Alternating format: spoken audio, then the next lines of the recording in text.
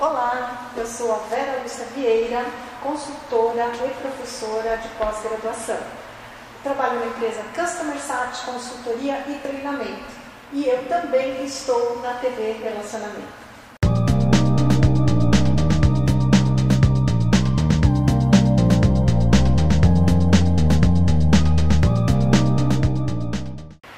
Olá, internautas, iniciamos mais um programa Gestão Executiva e hoje temos a grata satisfação e a honra de receber um brilhante profissional, um consultor daqueles de primeira linha, Humberto Macereto. Muito obrigado, meu amigo, por você ter vindo aqui. Obrigado pelo convite, um prazer estar aqui. Humberto, os nossos internautas gostariam de saber um pouquinho sobre você, onde você nasceu e em que momento da sua carreira que você pensou, olha, eu vou nesse caminho aqui, entre tantos que existem. Por favor. Ok. Bom, eu nasci na cidade de São Paulo, que é na capital mesmo. Nasci a 2 quilômetros da Praça da Sé. Nasci na Aclimação. O hospital nem existe mais hoje, né? O Hospital Modelo. E nasci em 1959, no ano em que o Cacareco foi o mais votado aqui em São Paulo. Pois é, para o pessoal que não sabe, Cacareco era um hipopótamo que estava no Zoológico de São Paulo. Exatamente. E parece que essa coisa de... O povo brasileiro tem muito, né, da malemolência, desse espírito de humor, né, sempre aflorado. E concorriam os candidatos e o pessoal resolveu escrever na cédula, naquela época era um voto escrito, né, o voto no Cacareco, ele foi o mais votado. Bom, eu morava na zona leste de São Paulo, na Vila Prudente, e morei lá até os 18 anos, depois mudei para Moca, que é do lado, e vivi na Moca até os 25 anos, e há 37, 38 eu moro na cidade de Jundiaí. Excelente cidade. Uma delícia de cidade. Meus amigos no começo falavam, nossa, você mora tão longe. Falam, não, você que mora, né? Eu moro em casa, né? Você que mora longe. E as pessoas estranhavam no começo, né? E eu falava, olha, de carro, de casa até a entrada de São Paulo são 17 minutos. É uma questão de como a gente olha para as coisas. Exatamente. E eu coloquei nesse contexto porque eu sempre optei por olhar para as coisas pelo outro ângulo, né? E não pelo lado onde todo mundo olhava. Eu estudei em escola pública durante toda a minha vida. Eu também, e era excelente, a escola pública era excelente. Eu acredito, a gente está num ambiente escolar inclusive, né? Sim. Eu sempre acreditei que quem faz a escola é o aluno, são os professores, claro, né? Sim. E dependendo do ânimo, da motivação com que os alunos vêm para a escola, ela pode ser uma grande escola ou uma escola medíocre apenas, né? Verdade. Eu acredito demais na educação e acredito que a educação é a saída para a gente, né? Começa pela educação. Entrei na ESPM, eu fiz 3 meses de cursinho e soube que tinha o vestibular da ESPM, eu nem sabia que havia um curso de publicidade e propaganda e falei, vou fazer. Sim. Meu primeiro vestibular, que eu havia prestado assim que eu terminei naquela época eu chamava colegial, hoje é o ensino médio, né? Isso. Eu prestei vestibular e a gente podia fazer opções, né?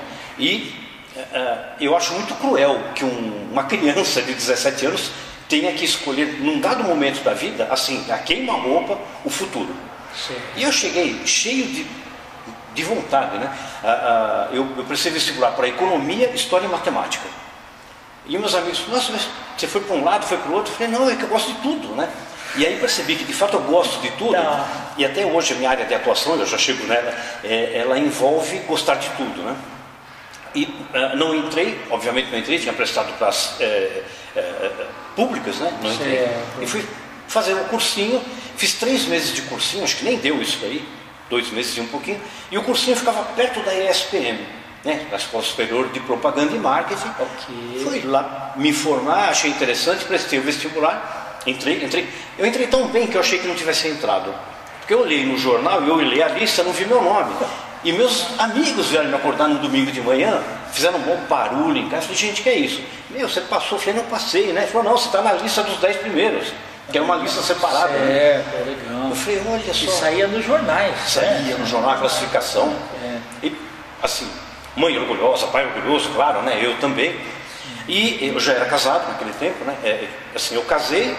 Logo em seguida fui pai e imediatamente entrei na faculdade e os meus amigos apostavam do que é que eu ia desistir primeiro, né? Se era do casamento, se era da paternidade ou se era da faculdade. E como eu sou capricorniano, né? E o Capricórnio é aquele signo que é representado por um bode com chifres, né? Isso. E a gente tem chifre que é para bater na parede e não machucar a cabeça. É o Big Horn, né? O Big Horn. A gente é teimoso, né? Não estraguei nenhuma das coisas, né? Então, criei muito bem os meus filhos, concluí a faculdade e assim, sempre pego DP nem nada. O pessoal, pô, cara, CDF, talvez eu seja, mas eu gosto de estudar, eu gosto de aprender.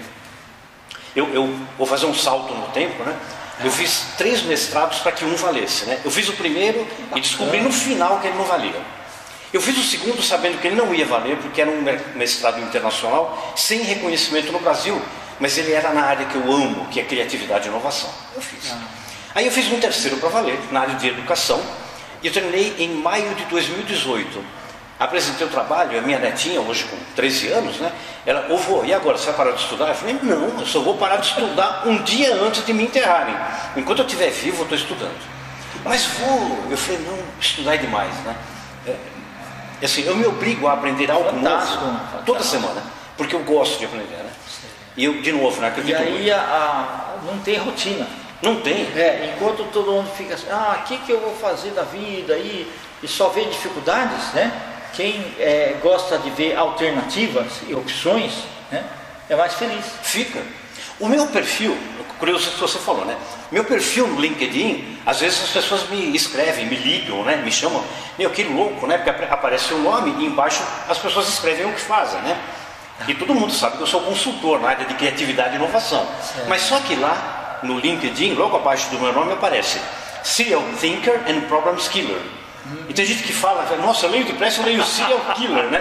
Calma, né? Eu sou um pensador serial e um resolvedor de problemas. Então, quando todo mundo acha que problema é um problema, eu falo, que ótimo que é problema. Porque as organizações me chamam para resolver problemas, né? E adoro trabalhar com isso. Enfim, fui para a área da publicidade, trabalhei por 25 anos em agências. E no ano em que me formei, no ano seguinte, a instituição, a ESPN, me convidou para substituir um professor que havia adoecido. E era uma área específica, técnica, né? Eu não trabalhava em criatividade, em criação nas agências, eu trabalhei numa área técnica, que era... Hoje é a computação gráfica, naquele tempo chamava produção gráfica, né? Ok. Trabalhei 25 anos e eu pensava, né? Nossa, gosto tanto de criatividade, gosto tanto de criação, e vou para uma área técnica. E descobri, isso foi muito bom, né? Que a gente pode ser criativo em qualquer área. Exatamente, Não, e uma complementa a outra. Ele vai preenchendo as lacunas do quebra-cabeça e te ajuda, né? A pessoa de criação me chamava e falava, queremos fazer algo assim. Até onde a gente vai? Eu falei, até onde vocês quiserem, porque a gente vai achar um jeito de fazer. Então, encontramos saídas muito criativas para diferentes tipos de problema com grandes clientes, né? A agência em que eu fiquei por mais tempo era a 3ª maior agência do Brasil, era a Laje Estável e Guerreira, é uma grande agência, que depois teve uma parceria internacional com a BBDO, né? A BBDO, a agência que lançou, por exemplo, né, nos Estados Unidos, aquele comercial brilhante da Apple, 1984. Exatamente. Né? Aquilo foi um marco na história, aquele é um marco na publicidade, aquele é um marco no videogame. E numa oportunidade posso falar sobre isso, né? Mas aquilo representou, aquele comercial mudou muito a história. Então a estética que a gente tem hoje em jogos em primeira pessoa, a estética da internet, toda ela está associada a esse comercial e ao filme que logo depois o produtor fez, ao mesmo tempo, né? Ele fez, que foi o filme Blade Runner. Então tudo se conecta, você falou, né? É um Lego tão grande e tudo de uma maneira está conectada. Aí fui para a ESPN, logo ao ter me formado, porque era para ficar um ano, até o professor voltar, né? O professor voltou e eles me mantiveram, eu fiquei, né? E eu desde 82, agora são 39 anos, né? Estou em salas de aula também. Então, eu comecei com produção gráfica, aí comecei a dar aulas de direção de arte, aulas de design, e em 2002 eu já tinha um interesse muito grande pela educação à distância. Eu imaginava, eu conheci o primeiro Macintosh que chegou no Brasil, né, porque a matriz mandou um para cada país onde ela tivesse filiais. E o primeiro Apple que chegou no Brasil, não fui eu quem abriu a caixa, mas eu apertei o dedo naquela máquina, né?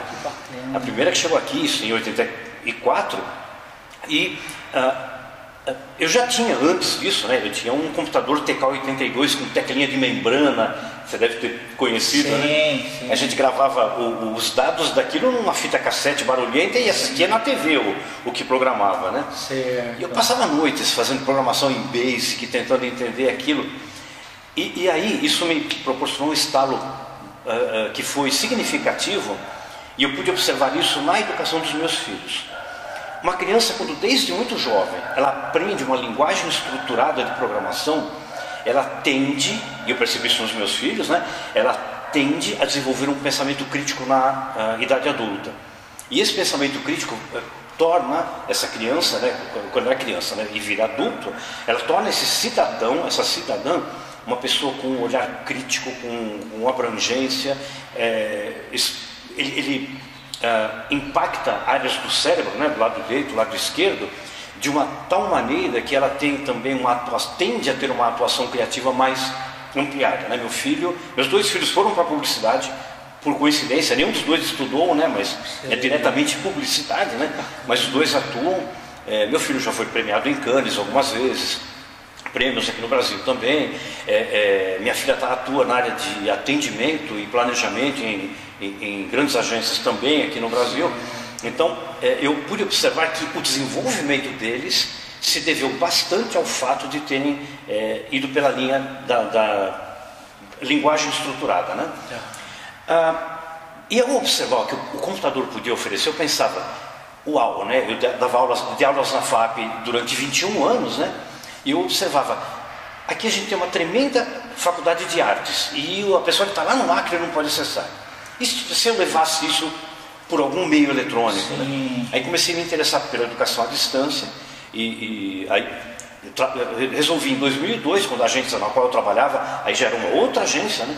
A Zen Comunicações, eu saí a agência fechou e eu decidi então me dedicar à consultoria na área de educação à distância. Só que antes disso eu fiz um MBA completo, fui estudar as tecnologias, as teorias da educação para poder atuar, né, na área. Então, até hoje, né, uma das áreas que a gente tem na empresa é desenvolvimento de produtos para educação à distância. E concomitantemente, pelo interesse até no como o cérebro funciona, como opera, pela criatividade, eu comecei a atuar em criatividade, né? Aí foi uma carreira assim, desde 2002 para cá, são quase 20 anos, né? Atuando como consultor, dando treinamento, palestra, escrevi alguns livros na área de criatividade também. E assim, tem sido, às vezes, né, as pessoas me chamam e me convidam, né, para, olha, você vai receber aqui um prêmio, né, devido ao seu trabalho na área de criatividade. Eu falo, gente, eu tenho até vergonha, né, de receber esse prêmio, porque não é trabalho, é diversão, né? E aí, só para encerrar, porque senão eu falo muito, tá? Para encerrar, muitas vezes eu ouvi, né, na vida, dizendo para mim, olha, não importa o que você vai fazer profissionalmente, você tem que fazer aquilo que você gosta.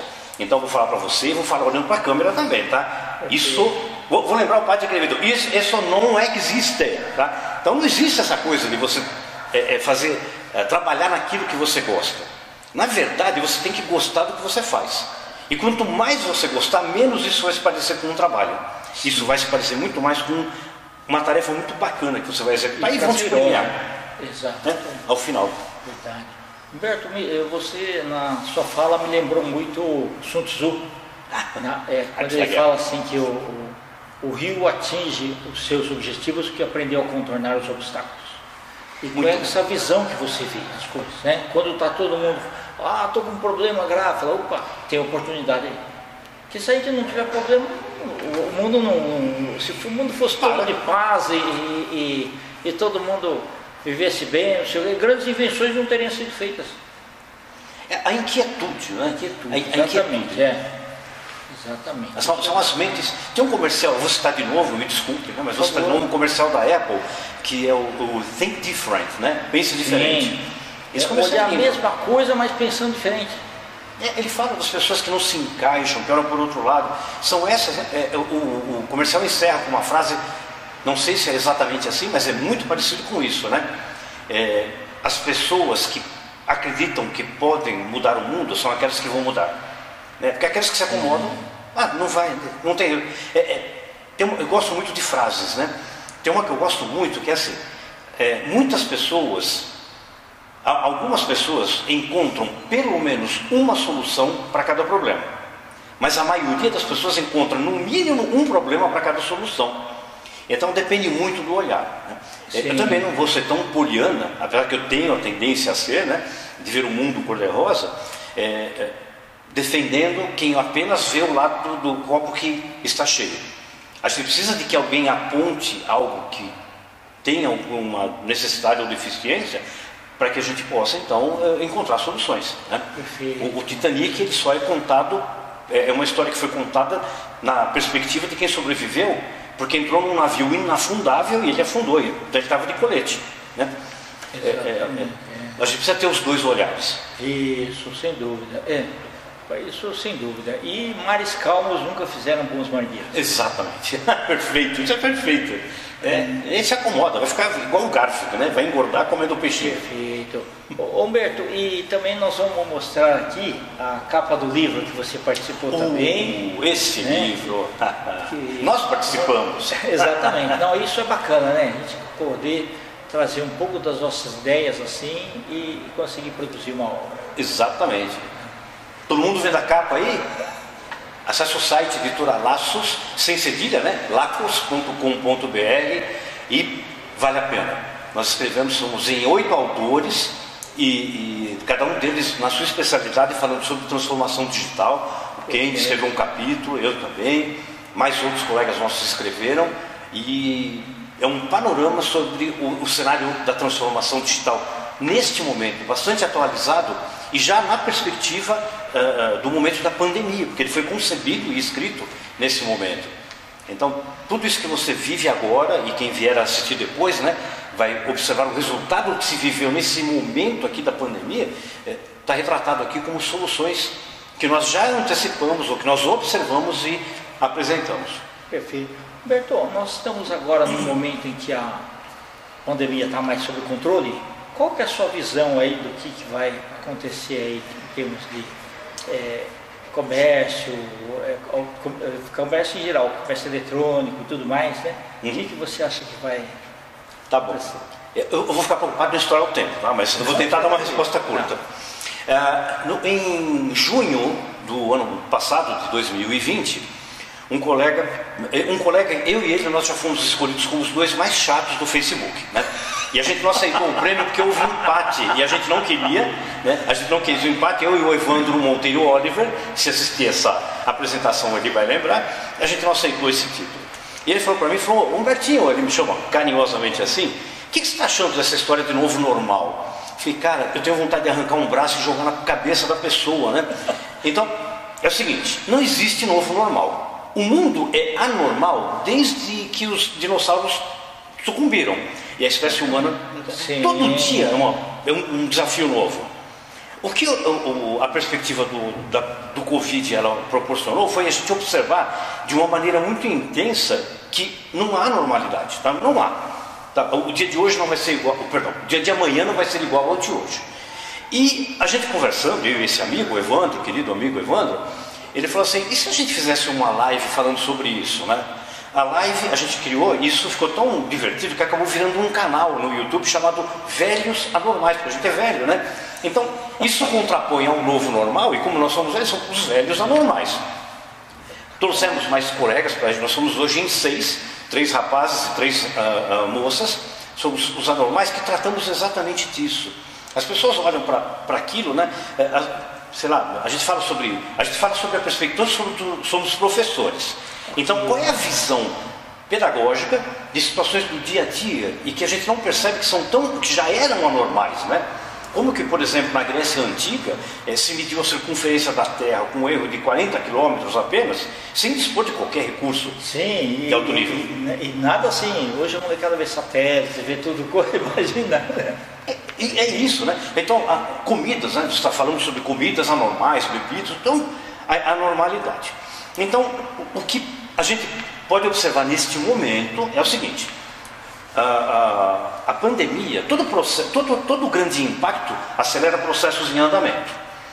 Eu batalhei por anos pela educação à distância, a coisa não decolava. E de repente, com a pandemia, o negócio fez isso, né? Eu estava muito adiantado, eu fico com uma tranquilidade para a sala de aula. Eu dei aula no Zoom, no Teams, no Meet, em plataformas exclusivas, no Blackboard, sem problema, né? Qual é a plataforma? Tá? Eu tenho que aprender, ok, eu aprendo, é rápido. Então, aceleraram-se vários processos, e um processo que acelerou e vai ficar com a gente é o processo do e-commerce. Então hoje você pode comprar pelo WhatsApp, por exemplo, né, com uma facilidade incrível, assim como já comprava com o iFood, cresceu muito. Tendo crescido, acelerou, por exemplo, o mercado de motocicleta, tanto de manutenção quanto de compra, né? A educação foi impactada, é muito mais rentável para uma instituição de ensino, não todas. Não serve para todos os níveis, né? Nível superior, nível de especialização. Manter, por exemplo, a educação à distância, do que manter, ou então o híbrido, né? Do que manter o presencial. Você paga o espaço, você paga o café, paga água, paga banheiro, papel higiênico. Né? Então, alguns segmentos eles foram impactados, e isso a gente já pode afirmar. Isso vai ficar, né? Isso é uma tendência forte. Agora, uma promessa que fazem para a gente. Então eu cansei de ver live, que eu assistia 5 minutos, como vai ser a economia pós-pandemia? Aí eu mandava pergunta lá para o cidadão, né? Quando que acaba a pandemia? Como é que você pode me dizer como é que vai ser? Então isso é uma promessa absolutamente sem sustentação. Se você assistir, por exemplo, uma reprise do programa do Fantástico, dezembro de 2019, nenhum daqueles adivinhadores do futuro previu a pandemia. Sabe? Então como é que um fulano que nem é especialista em adivinhação, ele pode dizer como vai ser a economia, sei lá, o sistema bancário? Ninguém sabe. Isso tudo ainda é nebuloso, existem apostas. Só que a pessoa vem com uma convicção tão grande que quem assiste fala, o cara é o Papa. Não, o cara está dando uns chutinhos lá, alguns ele vai acertar, ele vai se apoiar nos que acertou, e aqueles que ele errou ele deixa de lado, né? Mas eu posso garantir para você, garantir para quem está vendo a gente aqui. É impossível fazer qualquer tipo de previsão assegurando 100% de acerto. Porque a gente nem sabe. Na Europa não acabou ainda a pandemia. Exatamente. Então como é que as pessoas podem dizer? Mas vale a pena atualizar-se com constância, né? Ouvindo as pessoas que fazem um trabalho muito sério, os estudiosos, porque esses não fazem promessas. Perfeito. Isso é um fato. Tá ótimo. Humberto, eu quero que você volte outras vezes, porque você tem muito que prazer, tá? E queria que você deixasse aí uma mensagem para os internautas e seus contatos. Claro. Bom, eu nem consegui falar muito, né? Que bom que vou poder voltar, né? Eu não consegui falar muito da delícia que é trabalhar com criatividade e inovação. Então, uma mensagem que eu posso deixar é a seguinte: desde que eu trabalho, né, com criatividade e inovação, a pergunta que eu faço em sala de aula quem aqui se acredita uma pessoa criativa? A primeira pessoa que levanta a mão, ela levanta assim, olhando para o lado, morrendo de vergonha. Aí depois que a primeira levanta, numa sala com 40, mais 3 levantam a mão. Então o recado todas as pessoas são criativas. Resgate isso que você tem, que está dentro de si, né? Resgata isso, aplique a sua criatividade no dia a dia. Não permita, eu vou usar uma frase do Stan Lee, né? Não permita que uma pessoa idiota mate sua grande ideia. Isso. Porque o que existe mais hoje no mundo são matadores de ideias. E atue criativamente, vem com a gente. Este aqui é um canal fantástico para compartilhar ideias, porque tem todo tipo de ideia aqui na TV Relacionamento. Isso aqui é o espaço onde as grandes ideias elas borbulham, elas convergem, elas conversam. Às vezes até divergem, mas é uma divergência sadia, tá bom? E para falar comigo, vai ser um prazer falar com você, né? Pelo e-mail humberto@k01.com.br.